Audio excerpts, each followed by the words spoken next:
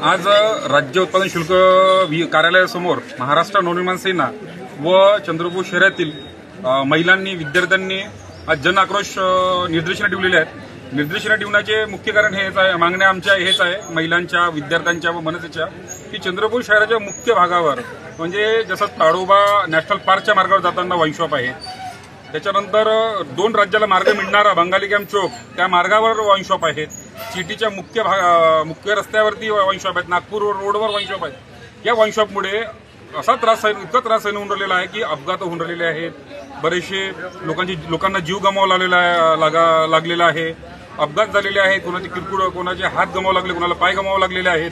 सोबतच त्याच्यानंतर त्यांना तिथे त्या वाईन शॉपवाल्यांनी पिण्याची व्यवस्था करून ठेवलेली आहे। तर आम्ही आणखी अशा अनेक मागण्या आहेत ज्या आम्ही राज्य उत्पादन शुल्क विभागाकडे, सोबतच एसपी साहेबांकडे, प्रत्येक पोलीस स्टेशनच्या अंतर्गत येतात त्यांच्या ठाणेदाराकडे, सोबतच कलेक्टर साहेबांकडे सगळ्यांना आम्ही पत्र पाठवली आहे। पत्र पाठवून बी आम्ही सतत 1 वर्षापासून पाठपुरावा करत आहोत। अजूनही शासनाला कसलाही जाग आला नाही, म्हणून आज महिलांनी व मनसेंनी जन आक्रोश निदर्शन ठेवलेले आहेत। आमचं हे म्हणणं नाही आहे की वाईन शॉप हे दारूची दुकानं बंद करा, आमचं हेच म्हणणं आहे की जे स्थानिक जे मुख्य रस्त्यावरती वाईन शॉप आहेत ते वाईन शॉप तिथून उचलून दुसऱ्या भागी स्थलांतर करण्यात यावा, हीच आमची मागणी आहे। आणि आमची मागणी याच्यानंतर पुढे अगर शासनाने हे नाही केली, मागणी पूर्ण नाही केली, तर महाराष्ट्र नवनिर्माण सेना व चंद्रपूर शहरातील लाखोच्या संख्येमध्ये महिला घेऊन आम्ही माननीय मुख्यमंत्री यांच्या घरासमोर जाऊन आगळं वेगळं आंदोलन करू, अशी ग्वाही मी महाराष्ट्र नवनिर्माण सेनेच्या माध्यमातून